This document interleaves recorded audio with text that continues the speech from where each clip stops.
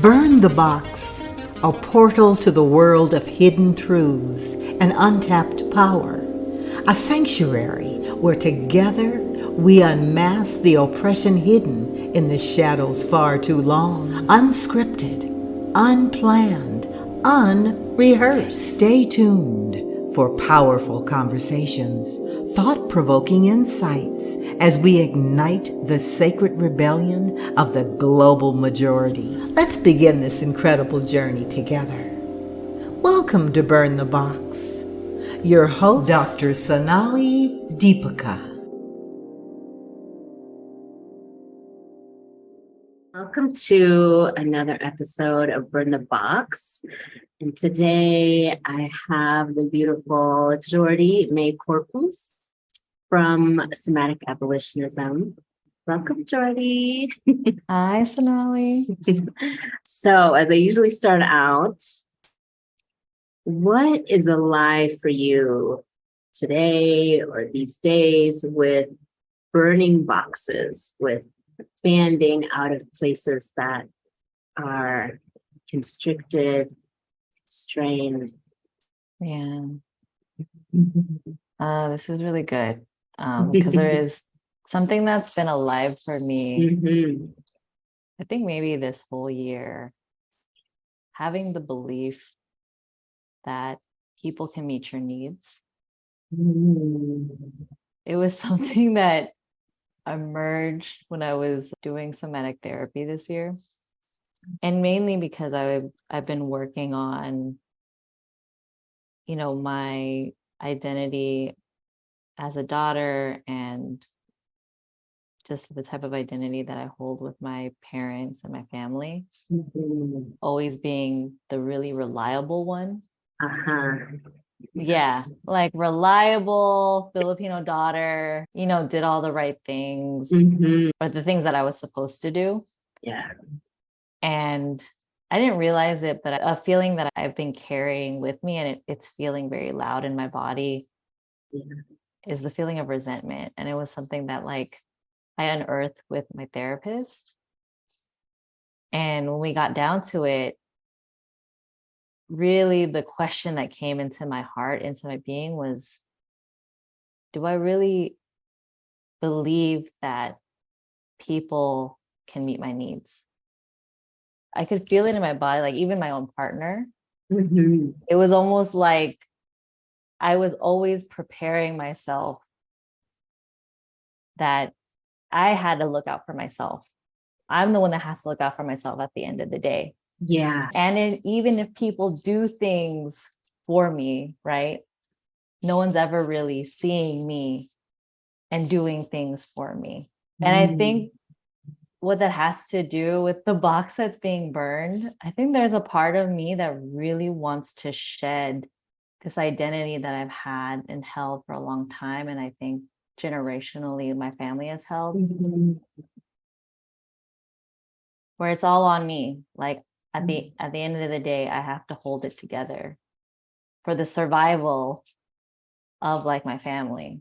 Yes. Which when I think about my mom who did that and who's done that throughout her immigration history, and I think about my grandmothers who had to make sure that generations of us got to the US all right. And just what happens somatically in your body when you're given that responsibility of the survival of your people. And yeah. For some reason, it does this individualism thing of Yes.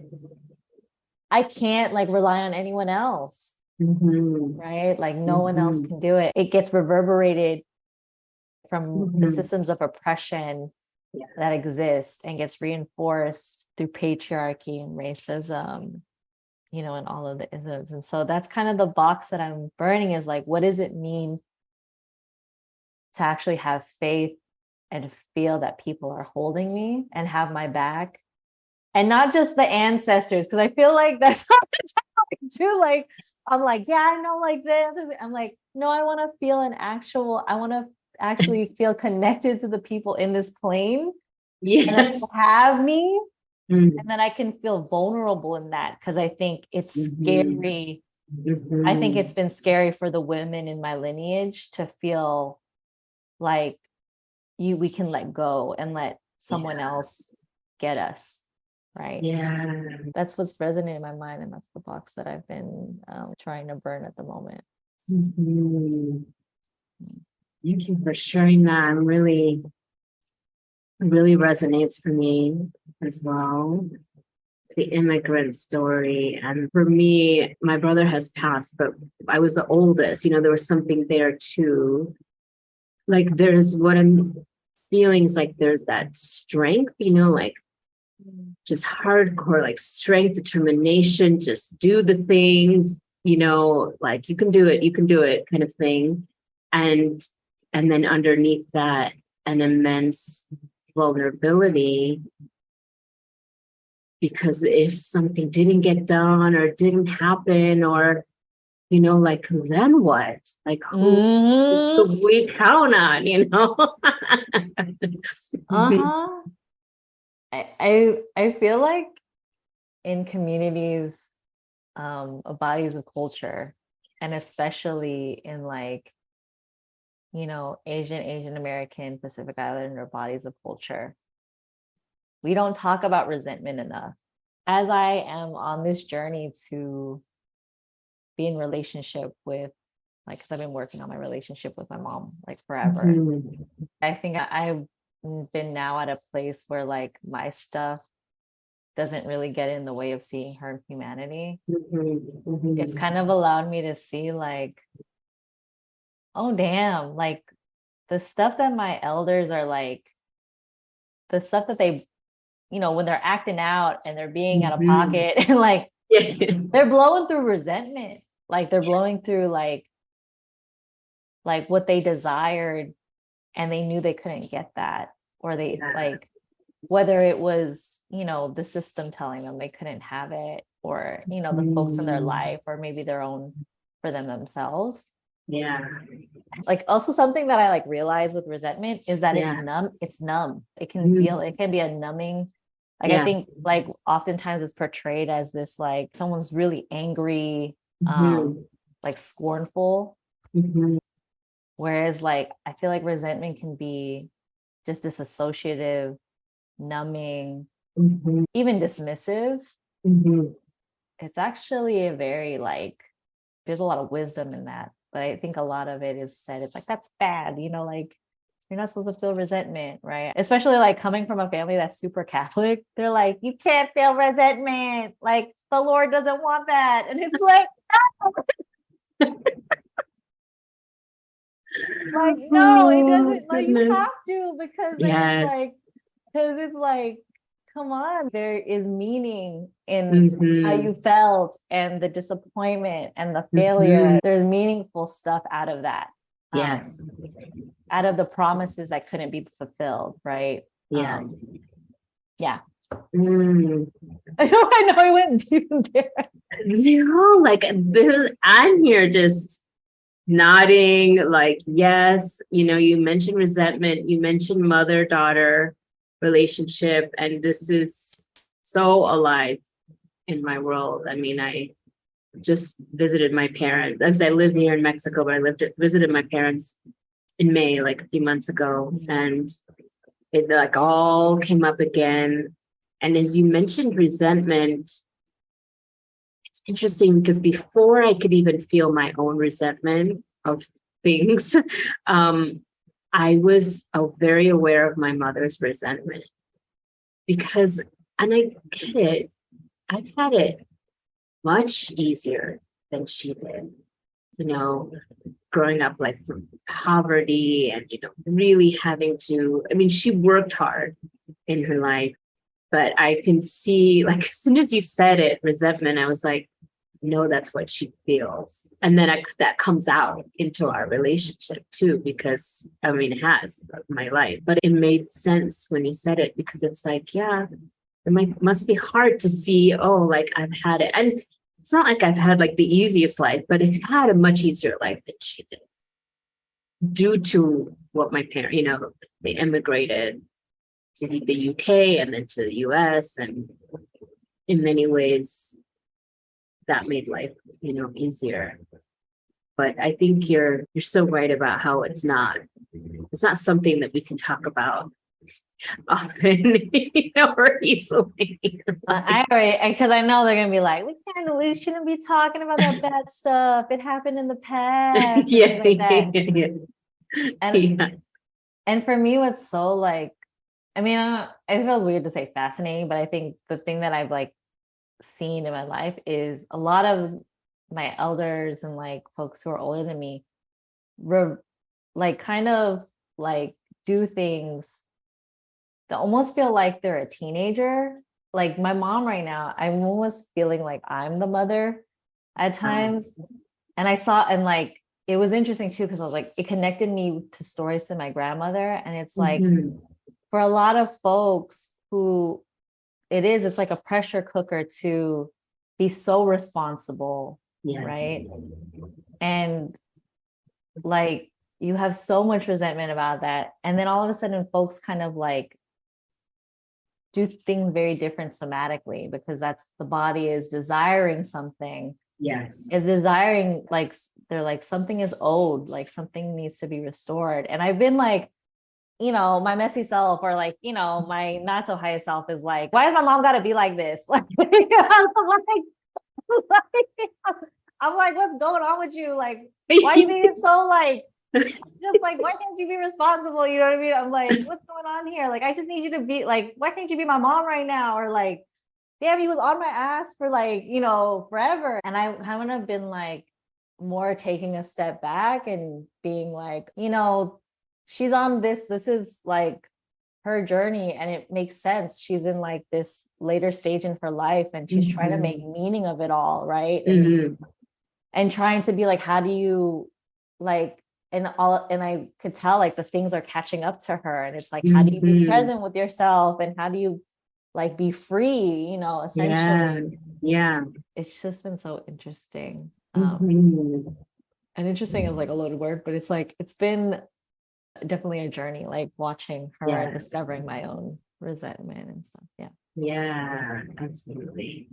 And what you said in the beginning about, can other people meet your needs, like that side of it. Can we allow, like, what comes to me, and this is sharing where something that's alive in my world, but what comes to me is about being able to receive.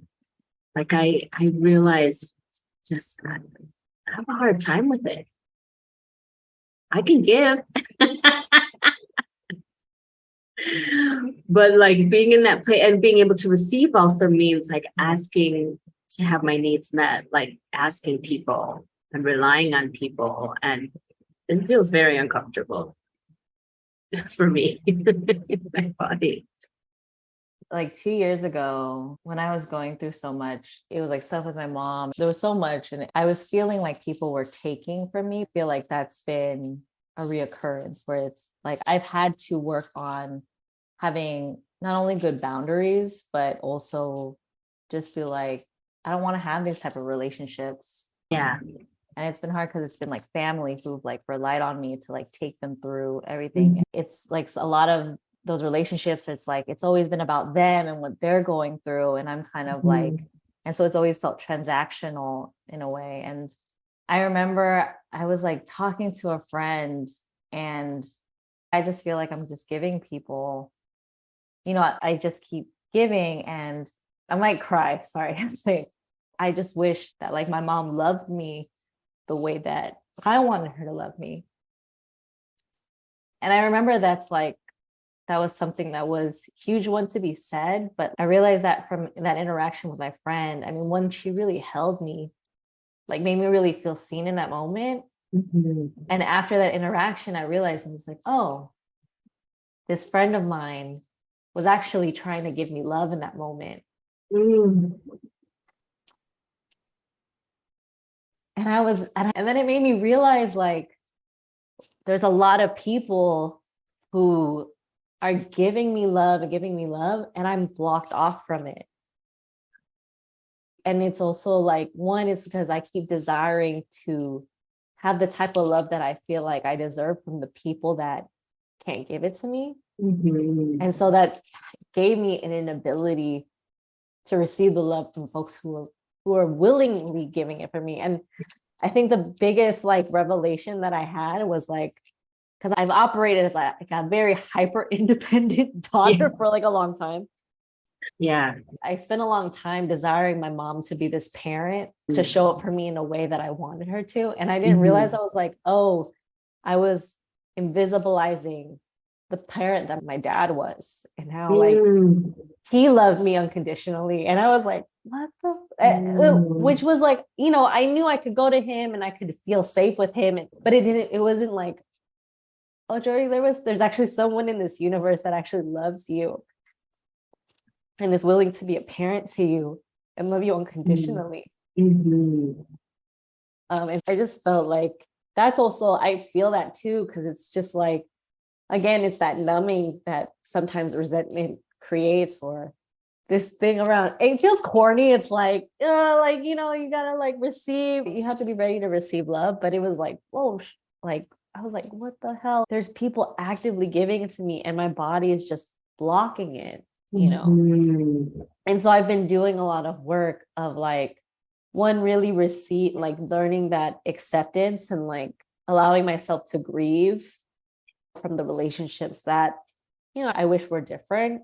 And then also trying to really feel it in my body. Like, what does this person's love feel like?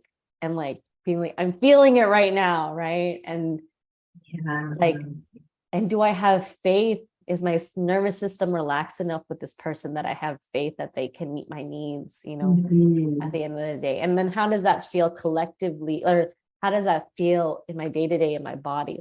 Do I still feel like I'm alone and I'm an individual, or do I feel a part of a collective? That's just something that, yeah, I've been trying to lean into. Yeah, thank you.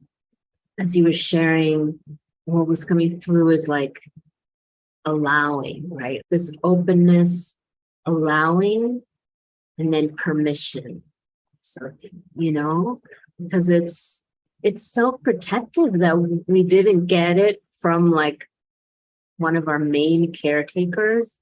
That resonates for me too. Like it's, I don't know, for me, I feel like it has been a bit about like softening walls of protection. Even if there was another parent, which I had the same situation where my father was just so loving and so kind. But in my growing up, it's like my mother was the one. And so I didn't even have as much connection to him.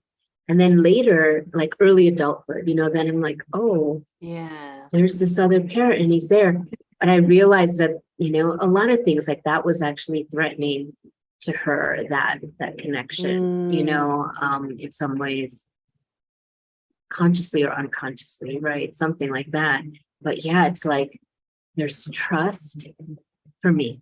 Like I'm reflecting and as you share, like what was coming from me was like trust.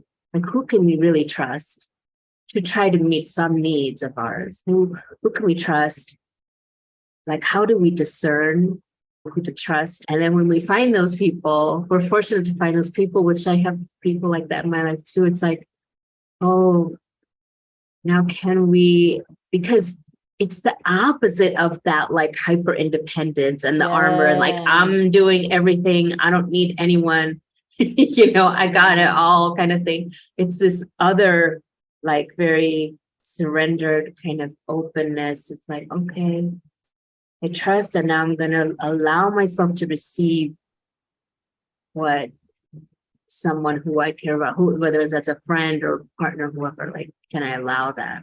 Yeah.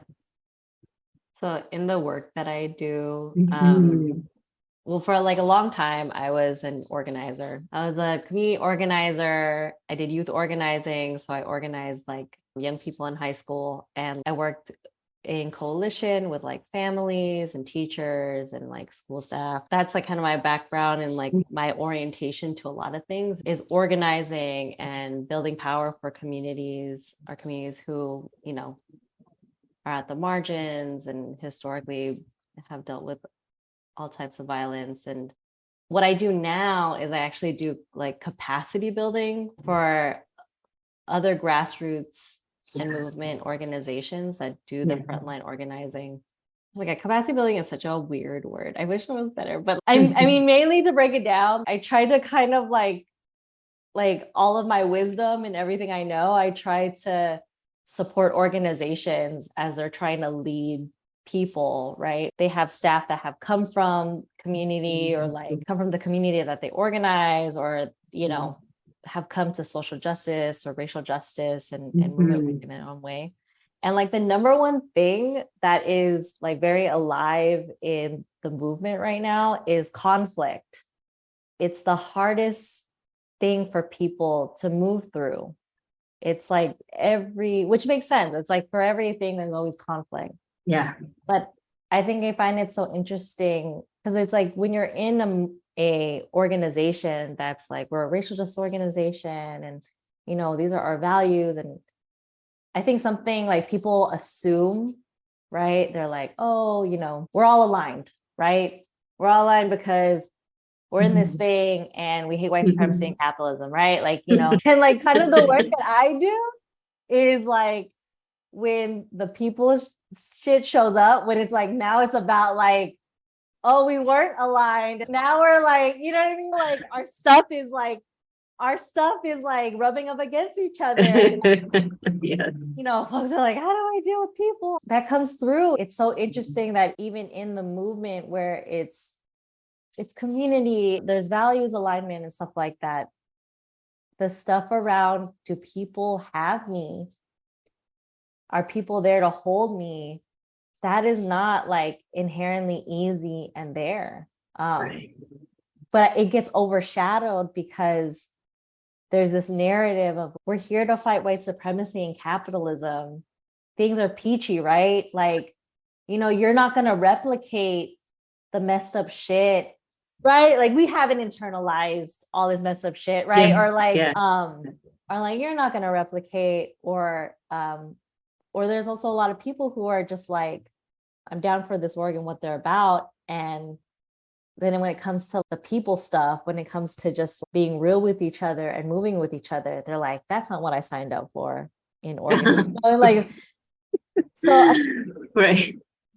And what's so funny is something that me and my comrades and colleagues have been trying to figure out and support is like, how do we bring people there, right? Relationships are the glue to our movements and like to actually fight the right and to transform our country out of late stage capitalism, right? It's in these relationships that often make or break our folks' ability to build power. And it's really funny that it really comes down to just that. It's like, do I trust you to have me on the other side of this conflict, right? Am I already in disbelief that when I'm in conflict with someone, that they'll hear me?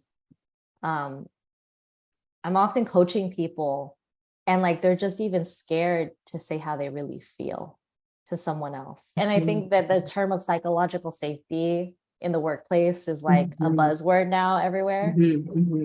Again, it's really this trust of like, do you really feel like I got you? And I think we only talk about this broadly when we talk about solidarity amongst communities, especially Black and Brown communities, API communities. Like, do you really have me? And it's like very broad, but it's actually, there is like somatic, it's very inside our bodies, and there's something somatically happening in the work that I do. In order for us to build power, I have to do the work of how do we know that we feel that we got each other? Right? What does that actually feel like in my body? Like, what has been a symptom in communities, right? In communities of bodies of culture, that we still feel very much like, I can't trust you, or like, I'm ready to dismiss you. That shows up in the work with what I call liberatory work, like building power and organizing. That's something that's been on my mind. And I've been trying to figure out how to translate that into grassroots organizations, community organizations. And it's been hard because, you know, people are like, we were like, what's this feeling stuff? What's this feeling stuff? We're trying to be militant Marxist, Geordie. What is this feeling stuff? Not to like, you know, not to talk smack about folks. I'm just like being, But yeah, it's funny how that thread of like, do I really feel like you have me? Can I relax my body at the end of the day? Which makes sense because there's so much at stake, right? Like to look at the state of where we're in and where we're going as a people and as a country, and the death and the destruction of our people and our planet. And folks are on edge in this very moment, especially when we're in the pandemic and all that. And I feel like the biggest thing is the work that I feel that if I can do and that others can do that are doing work with communities and doing somatics work and doing healing work is how do we allow that to happen where folks can actually feel at ease with each other? Yeah, you know, as you were sharing, what was coming through is, you know, something that came through our work, our somatic abolitionism work of the historical, the intergenerational, the pervasive and the persistent aspects of that oppression, right? White supremacy, capitalism, colonialism, patriarchy, these like big oppressive symptoms and systems. There can be groups that were like, okay, they're very clear on the ideology, like we're against this. Okay, so that means we're all together. But it's harder to actually acknowledge how did all those systems in all these different ways affect our own bodies, affect our own nervous systems, such that now we're with people who like have some similar ideas and actually maybe similar goals, but we actually can't even relate and connect and, you know, have that interpersonal, like you're saying, with all the emotions and all these things, like not have that, which would make it very much stronger. But as I say this, I'm reminded like that was purposeful, right? To not have that kind of connection, the connection that you're trying to help people who are in these organizations, you know, to navigate. So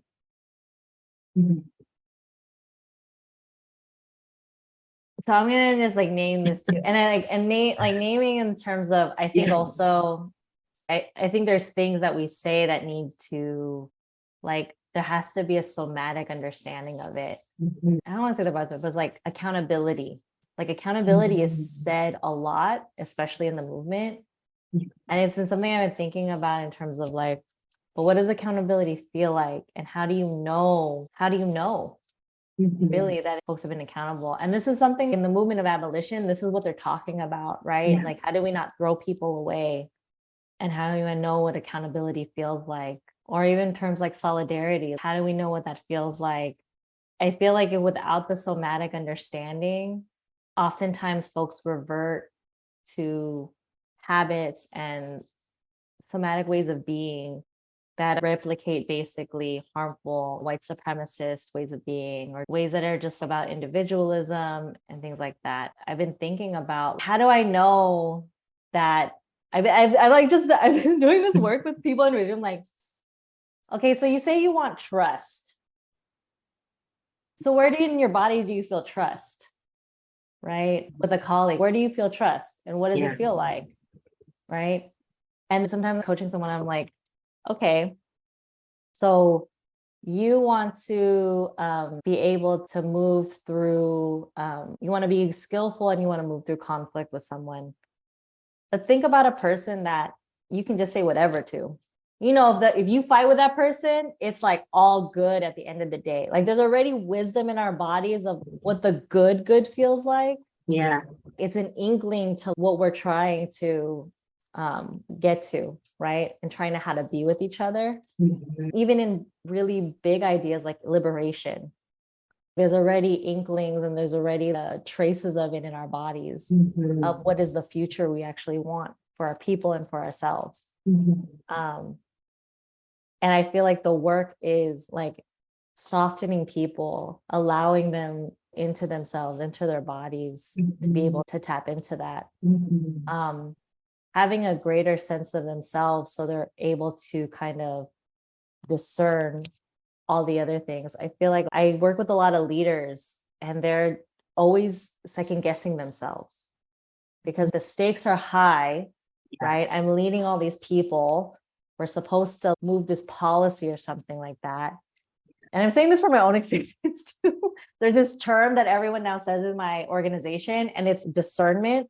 I actually felt that term bubbling up in our time at somatic abolitionism. When do you have that feeling where you know, where it's clear in your body of what something is and what to do? Yeah.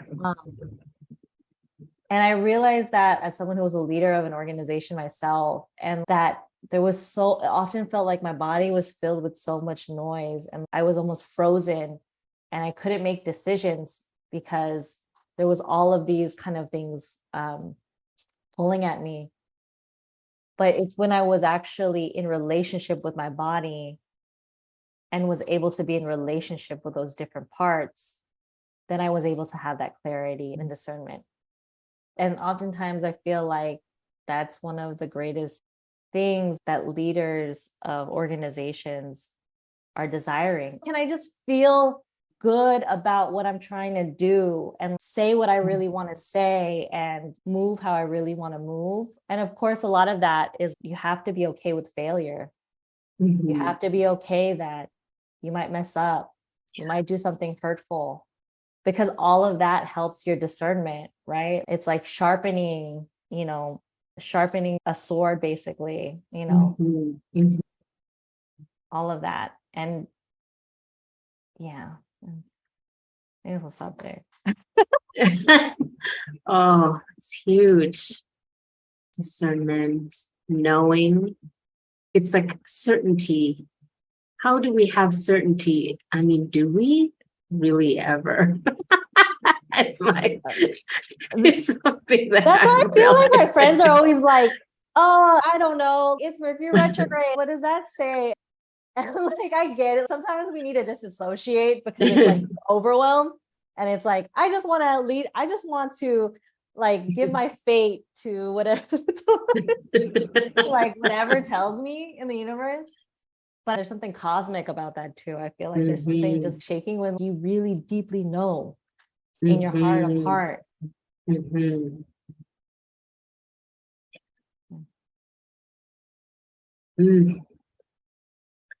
Yeah, what came up for me is this is not how I think all the time, but what just came up is like the North Star, kind of our individual North Star, like what is driving, what is motivating us? What is it that perhaps we would even be doing something along this lines, even for free, because we're that like passionate about it.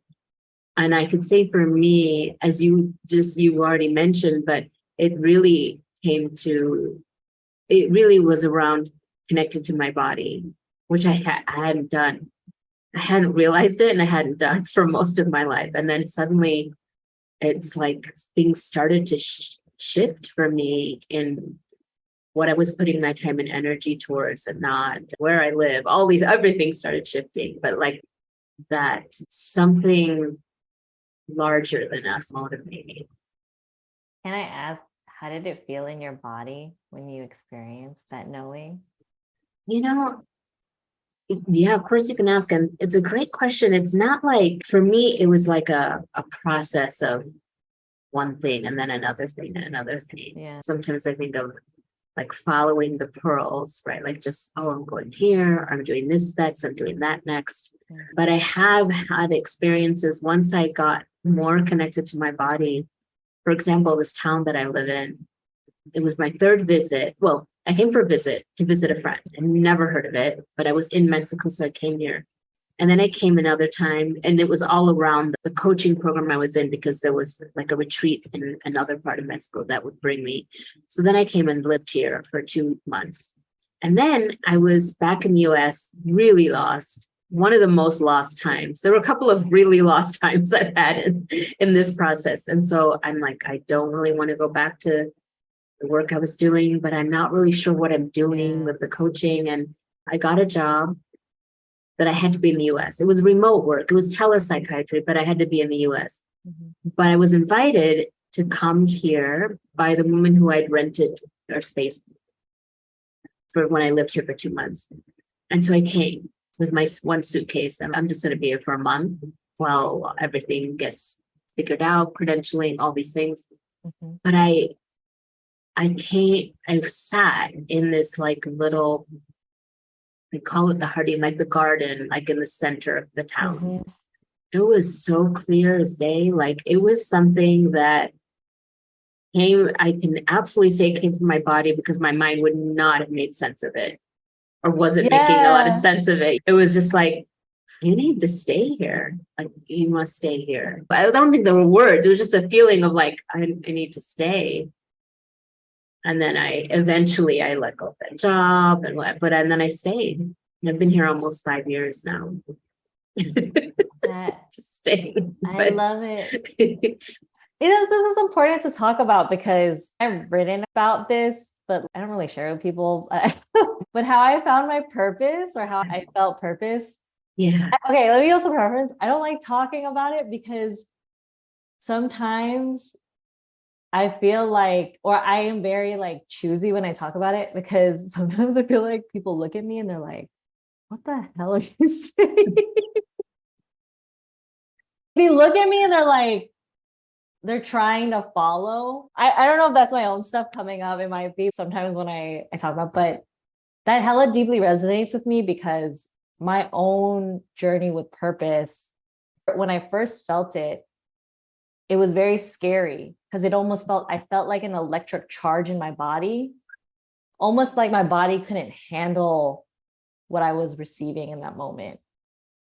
And it made me run away from what I was feeling. Or it also, a part of me like numb myself to it and not really sit in this very important moment. I think it was in some moment where I was coaching or something. And it felt almost, if there was imagery, it's like a surge. You see like electric shocks kind of like going through. And I think that's telling because it's like, you know, we live in a world where we're told to feel basically, right? And so when you feel electric shocks in your body and it's like, that's purpose, you're like, I'm going to run away because I don't understand. No one's told me this, especially again, I grew up in a really Catholic family. Right. Feeling like that, it's almost like, okay, is God coming? Is like God coming down? You know, that's like what you're told. For me, my own story of finding purpose, I experienced just these overwhelming feelings. And I didn't know at the time, my body couldn't handle it because I wasn't connected to my body. Yeah. A lot of it is like tempering. How do you temper the vessel to be able to, right? And absolutely. And it came up so, yeah, it's like that theme of the vessel. You need to prepare the vessel that is your body, or you need to take care of the vessel that is your body. And it's so that we can hold all of it, right? So we are able to move and hold all of it. And I learned this a lot because the past few years I've been studying traditional Chinese medicine. And it was like tempering with the body when I finally understood, oh, be like water. Okay, I get it now. It's like, yeah, because like you need to take shape, right? But I remember I felt that charge and that feeling when I was doing my coaching certification. And I just remember I was feeling purposeless or adrift. And this was like in 2017. I got my certification in 2017. I still wasn't sure if I was going to be a coach, if that was where I was going to go in my direction. Yeah. And I was feeling adrift because at the time, my identity had folded into the shape of my organization. I'm at service to this organization as I should be, right? It's to serve. It's to how do we transform the education system? And I had taken this shape. And I didn't realize that actually taking that shape made me feel like there was a loss of me. In the sense, like there was an invisibilization of who I was. And so my mentor, I'm shouting him out, Damon Azali Rojas, who he now leads coaching for healing, justice, and liberation, that school. He was coaching me on what's called like true purpose, where you get coached on purpose. And it was some really intense stuff. I was talking to the divine, not to like feeling, or was talking to the divine he was like, pay attention to imagery. I had these images of red rocks. I would go travel to Red Rock and just like be with it and make sense of it. There was just all this kind of chasing of, or just being with all these things that it's not like theory or it's not like brain work. It's all been very spirit work. And I remember the clarity was when I was coaching this person who was formerly incarcerated. And there was a moment in this session with them where I just saw how precious their life was. I felt really like their humanity and the value of their life. And I was like, oh, this is what am I doing? Why am I not doing this sooner? Why is this not what I'm dedicating my life to? You know? And of course, that was like what was in my mind. And I was underneath, like I have a sun window. So I was like, on me. And then again, I felt like my body at the time was a lot more ready for it. Yeah. Because I think I was more welcome to it. And I had really been more relationship to it. And I was like, this is it. I know this feeling and I'm just going to follow it. And I'm going to have faith where it leads me. And honestly, it hasn't done me wrong. It's only led me to where I need to be.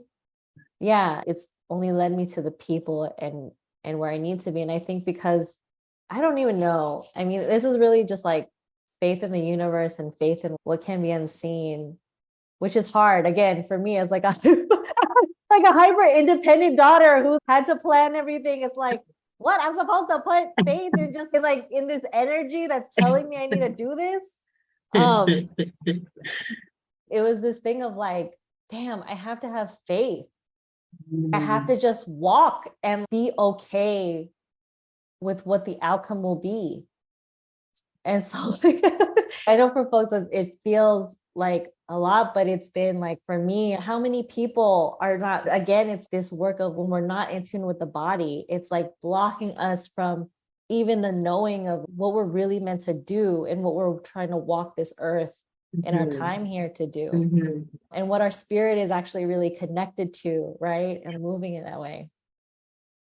So I have a hypothesis, like it's always been my hypothesis, if folks are living their purpose, right? If human beings are not living their lives controlled by the domination of capitalism and supremacy, right? That we can emerge and create the world that we really deserve. I feel like that. And a lot of it is, it starts with the body. Oh, I feel something in my whole body hearing your story. It's like this enlivening. It's when you said temper the vessel. I think that's so much of what we were doing in somatic abolitionism, what we're doing, we're connecting to our bodies and allowing ourselves to be there with what shows up, like be witness to what shows up. And ultimately, temper the vessel so that we can hold our soul's purpose, so that we can actually hear it, know it, and walk in it, walk towards it, be it, whatever the things are. And as you were talking about all of your experience and this idea, tempering the vessel, it's like, like that's to me what burning boxes, like burn the box, like burn whatever the conditioning is that is keeping us like here. Let's really be in our truth. Yeah. And it's so wild how much we're taught to leave our bodies. I remember when I was organizing, it felt like I would leave my body behind. I think before I used to think of it as like, oh, this is the bad stuff. When I think back on it, it's actually real wisdom. Like, I remember I had this conversation with one of my best friends, basically my sister, and she worked alongside with me at my previous organization. And we had this conversation of like, do you remember what we did? Does anything stand out to you? Everything felt like a blur. And I remember, I feel like we weren't really truly present with it. We weren't really truly present with a lot of our time doing that work. Yeah. And before I used to be like, yeah, saying that's how things are like messed up, right? But I acknowledge it now. It's like, no, that was the auto response at the time where my mind Mhm. was in different places and it was leaving my body behind. Mhm. And what my journey in the movement has been, and my own liberatory journey that is in replication of what I hope and what I'm trying to build for our people is Mhm. has been to come back to my body. Mhm. And if it wasn't for this work, I wouldn't have been able to come back and realize I needed to come back into my body. And been so interesting to realize a lot of the times, like what is, or like something I'm trying to work on right now is what's true presence. Mhm. Because also in what I've been reflecting on in the past is how do we really feel like we're alive? How have I felt my life Mhm. really?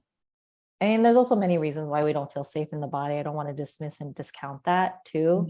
But yeah, I've been really sitting with how have I really felt myself and how I really been, so that in that way, when I think about my life and when I sit with, I'm not like not having any sense of it. So yeah, I'm very adamant right now in terms of presence. I'm very adamant about when I'm working with people and when I'm working with organizations that they make time for reflection and not just move on to the next thing that they have to do, that people really do celebrate and they really like reflection, because when we're not with our bodies, we're just invisibilizing the things that we do.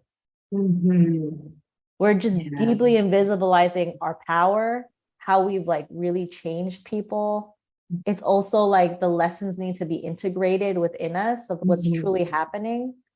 There's just so much in that when we're not with ourselves, and how much people are like, but there's so much at stake. There's so much we have to do. There's so much work to be done. That's why it's necessary for us to be with ourselves and not discount celebrating or learning lessons or taking a pause, right? Mhm. Because also I feel like folks do, and to go back again in circle, it'll breed resentment.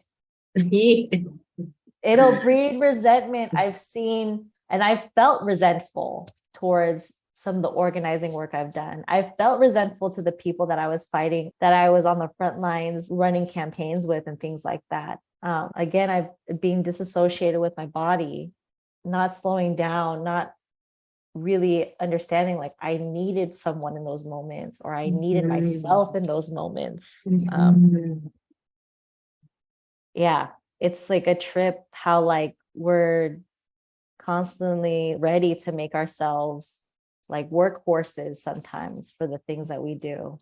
And it's something too, I still have to catch up on myself, even though I know my purpose and even though, or I feel my purpose. And even when I'm coaching, I notice that can be an automatic thing where I'm like, hey, like I gotta like, then someone needs something, I gotta keep going and I have to like Yeah. all of that stuff. And I've been realizing like it is important to be with myself and to know that I need something and that there's like a fire in my belly that's just like, give yourself what you need, give it now, or ask, right? Or ask someone to meet your needs in this moment so that you don't have like resentment and resentment doesn't start to like fester.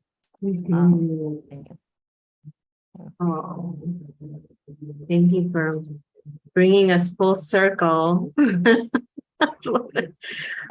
I wanted to name one thing because as you were just talking now, what came up for me is override.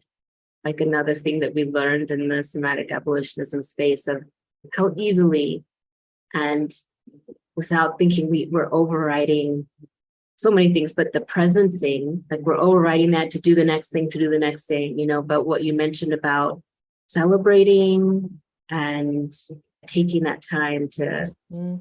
so that it's not just a blur, the good things that are happening. I mean, very surprising. So something I've been learning these past few years, Mhm. especially as I've been doing somatic therapy as well, is feeling affirmation. And I didn't realize that it was like funny. It was like I had a session with my therapist and my body was like in shock. Like my body was just like, couldn't compute. What's this affirmation thing? It was like, what is this? Like, what is that? Right? I was just like, oh, damn it. Like, I was like, no, like, I was like, oh God, that's like the thing that I don't know how to feel. And I was just like, oh, that makes sense in terms of how the things that I feel, like my inability to be present at times, or to mainly to receive from people, is my body. I hadn't slowed down enough to compute what affirmation felt like, what it meant for people to really see me and to see my life source, basically. For the things I feel, or when I feel resentful, or when I feel upset, it's really, I'm just like, I just want you to see me right now. Like sometimes my partner's always like, what do you want me to do? And I'm like, I just need you to listen and see me. Because all my life I had been trained to not be seen.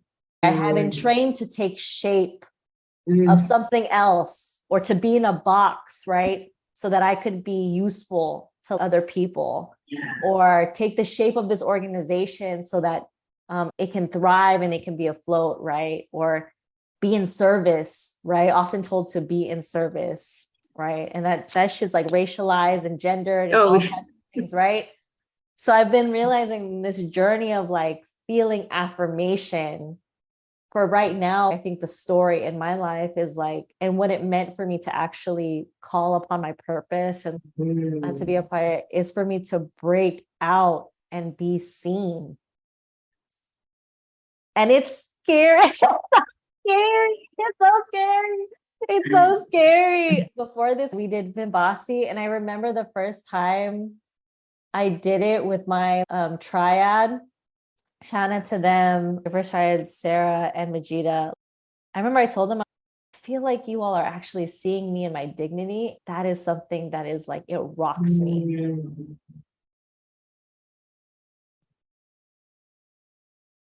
I don't know what that feels like for someone to look at me in my dignity, or to be, or have my dignity out, like just be, right? And for people to witness it.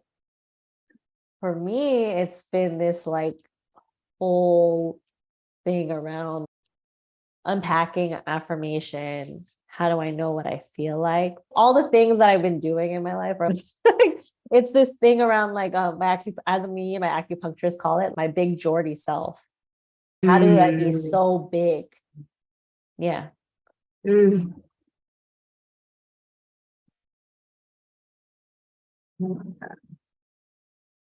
huge. It's a huge thing to allow ourselves to be seen,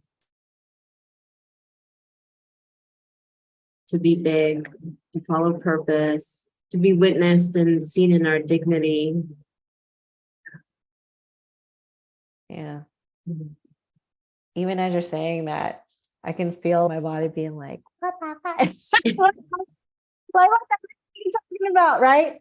And I'm just like, exactly, that's somatically like, and we never take time to pause there. I asked one of my really good friends, I was like, what is your essence? What do people feel when they're with you? And I remember she was like, wait, what? I'm supposed to tell you who I am without me being in service to someone? Like, what's my entity without talking about me in service to them, or what I can do for them? That is like kind of like the realm that I'm also trying to work with people, is like, how do we get out of this mindset of being in service? We are, in terms of what we are in service to. I think that has to do it. I was reading this article, I think I sent it to you, internalized capitalism. And I'm like, yes, that was so good. Yeah. It's like the production of our bodies, like it's all what our bodies can produce. And yeah.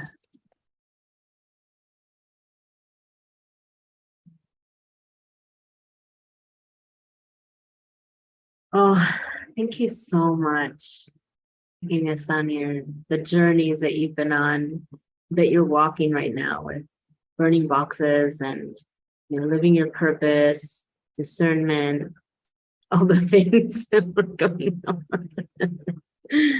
I really appreciated hearing a bit about your work and how so many aspects of your life are coming together to guide the people that you're working with and leaders in social justice and liberatory work. Where can people find you to know more about your work? Yeah. So folks can find me. I have a website. And it's my name. And that was actually a really big thing too, like that I put my name. So Geordee Mae Corpuz.com, where people can see the type of coaching work I do. I have 2 blogs where I go more deeper into the purpose work that I did. It's there.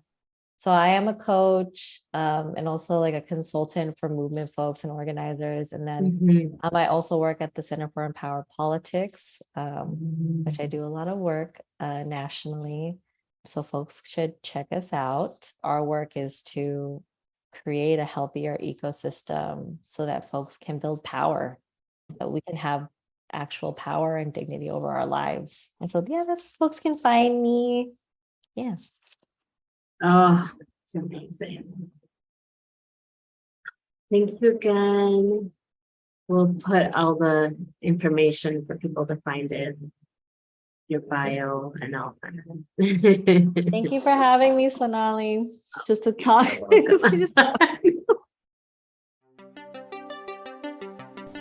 Thank you for listening and being a part of the Burn the Box movement.